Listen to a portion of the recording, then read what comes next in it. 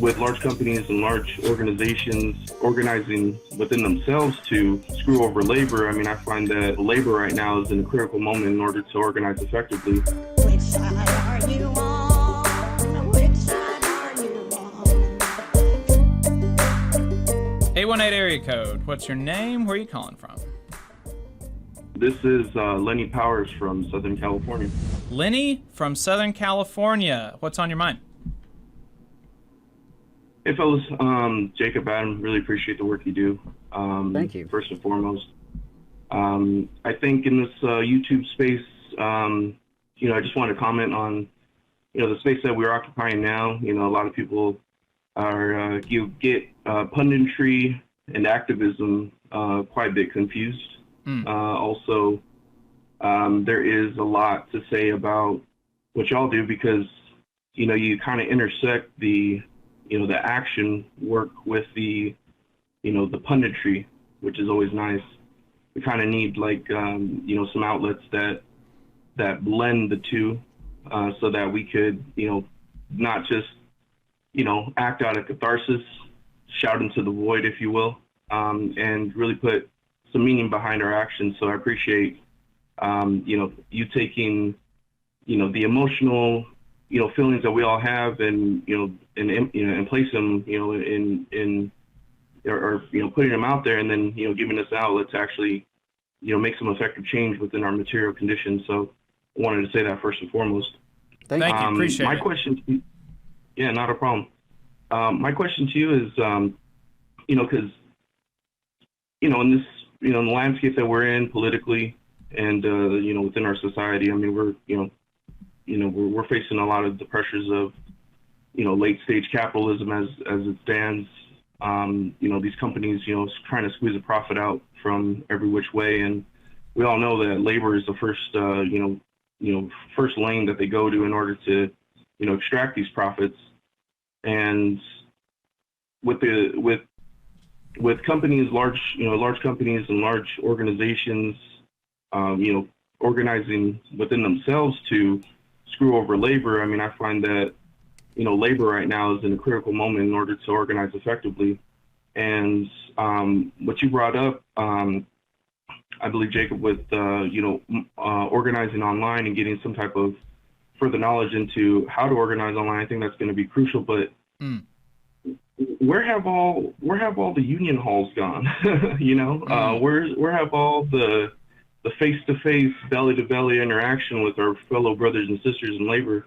Where have that gone? I really do feel that is something that is most important, to make some time out of our days in order to, meet with one another. And to kind of give you a little bit of background about myself, I'm currently active within my own union. I'm a public sector employee. I'm part of the SEIU union.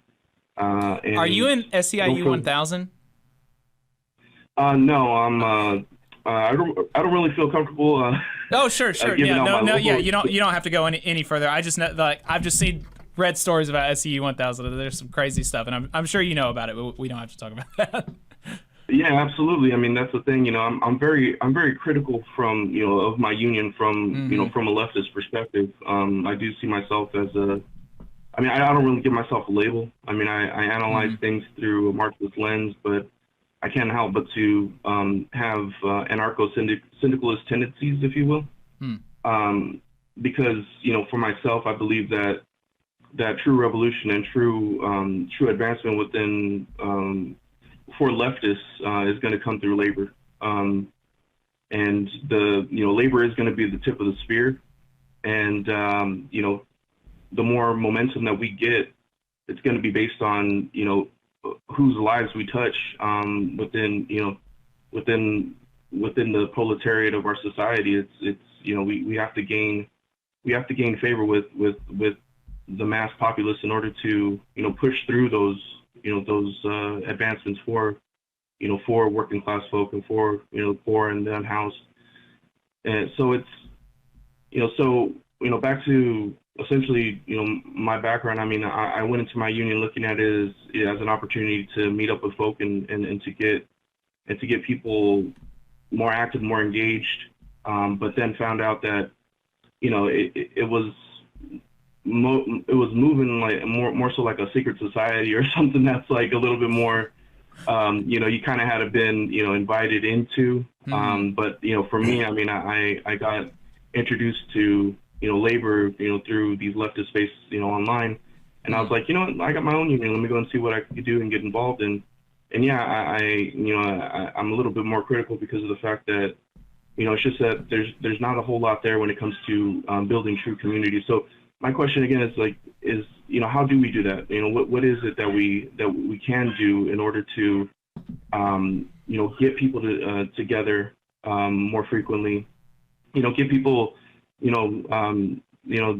doing like almost like if you have like your labor contract, doing contract studies, similar to like almost like Bible studies on a regular basis, so that we kind of know our rights and how we could defend our rights, and then also build that community in order to successfully grow our numbers, and then also grow our power within society itself. Yeah. So, how do we do that? And I think that one of Adam's first episodes of Shop Talk touches on a lot of that, how to get engaged as a new member. And, I certainly understand being in a union that's pretty inactive. And it is definitely really, it's really demobilizing when you kind of come up against stuff like that. The way that I would recommend interacting with a union like that is to, not necessarily be overtly hostile, because I think that in a lot of unions that have become kind of calcified and inactive, it's not even that they're quote unquote bad people, the people in leadership, or even that they have quote unquote bad intentions. It's just like that's the way that it's been done, and so that's the way that they're going to do it. And even in unions like that, I would find, and you said that you tried to get involved, and it was kind of like a secret society, and maybe you had to have an invitation. So I don't know if this exactly applies, but in almost every union, even ones that are inactive, that are very inactive and don't activate their members, there is a lot of stuff to do. And if you come to meetings as an active member, as somebody willing to volunteer your time to the union, you'll get stuff, right? Like, I mean, I'm a steward in my union, and my politics are like different than a lot of the leadership in my union. But, and I'm not in the closet, so to speak, about that, but, I'm also not making enemies unnecessarily, and I try to, I just make myself available to do the work, and I've built what I think is a pretty good relationship with some people who have different politics and different visions of the union than I do, but and I do work, I do it consistently with my vision, and so maybe I do it a different way, but I do the work, and they see that, and they appreciate that, and so they're willing to give me more responsibilities, and that gives you the ability to build rapport, with the other leaders of the union, so that you do get more responsibilities, and so that maybe you can begin to enact change. But also, and really more importantly, with the membership and the rank and file, because if they see you going out and doing the job that I think we would probably agree the leadership ought to be doing, or the leadership ought to be encouraging the rank and file to be doing, then they'll begin to trust you more, and they'll begin to and then if something happens where you feel like you do have to have like a kind of a dirty break with the leadership, and you do feel like you have to actively oppose them, then you've got a base of support in the rank and file that can that would be willing to support you in that event, and you don't have to rely on kind of the good graces of the leadership, and so that's just just trying to make yourself available and do anything that needs to be done, and talking to people and that's something that I have, as outgoing as I might seem on the radio, I do kind of have a bit of shyness and anxiety around talking to people that I don't know, especially in the workplace. And so that's something that doesn't come naturally to me, and it's kind of difficult, but it's something that we do need to work through, and building those human connections and is like you said, it's really important. I think that having in-person meetings, especially at this point, is really important for unions. And so is your union meeting in person, or are they still meeting over Zoom? We do primarily Zoom meetings, but I've talked to my worksite organizer, and have really, have been pushing the idea of just having a happy hour for all of us. Yeah. Or even a bowling night, something, something that's going to allow us to, to come together in person. And it's funny that you say, all that, because, I went through steward training, but then I got to a point in that steward training that I started realizing that, what they're going to, what would have been asked of me may have been a little bit too much within my capacity, especially when it comes to grievances. I could be a little bit emotional on my end, and I think I have to get that a little bit somewhat under control if I'm going to go through some type of, through representing a fellow worker within the grievance process. So I find myself better on the organizing side, or primarily just, organizing. So yeah, I mean, within my own workplace, or within the duties that I have done within the union, I mean, I've been a part of new member orientations, getting and new those members. Those are super important. I just to applaud you for that, because I mean, new employee orientations are probably, bang for your buck, like the most valuable thing that you can do in 30 minutes. In any given 30 minutes, I don't know that you can do anything more valuable for your union than a new employee orientation. So that, I don't want you to like sell yourself short on that, on like, oh, I'm just doing new employee orientation. That's just like super important. Yeah, and it's funny because the way that employees kind of designated myself or see me within the workplace, they think that, it's like that I work for the union. They don't then. Because they haven't really it's not a commonly grasped concept that like we are the union, right? And they see it as a as a third party within the relationship between us and management. So yeah, it's funny that in that sense, because I've been a part of those those orientations, and I like to keep in touch, especially with new employees, because everybody knows that when you're in that that grace period between full employment and quote unquote probation, a lot of shenanigans could go on, and things could be and an employee could be taken advantage of in that vulnerable moment. So I like to be keeping constant communication with those new employees, and then also getting them involved. I think that when you get a person all jazzed up and motivated to do something, but then there's no follow through, and they kind of just sit there and they're like, well, what's next? What else do I do? I mean, I'm paying these dues. I got the swag, and now what? And it's like planting seeds and tending to a harvest. You gotta tend to those seeds in order to get to be able to see the tree grow and then harvest the fruit. And that's what it is. It's about building relationships and keep it, and investing the time and the attention within those relationships. And then so when we ask of action from that individual, they it's without hesitation, it's they're bought in. They see the value in it. They see that they have support. They see that they have people around them want to, protect them and look out for their best interests. So, and that's the thing. It's like, we need more. Like, I feel as if, and going back to the point about the online activism versus like real life activism and real life organization within our world, within the outside world. I mean, I think that if we're not and that's why I commend your guys' program, because you give an insight on what you can do and what is what type of actions, what type. I think it was the EWOC training that you just mentioned. I just signed up for EWOC right now. It's one of those things that you have to not just stop at the comment section.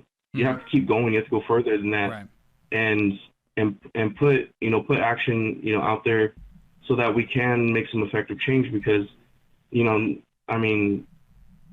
I hate to say it, even in the biggest comment section there maybe are.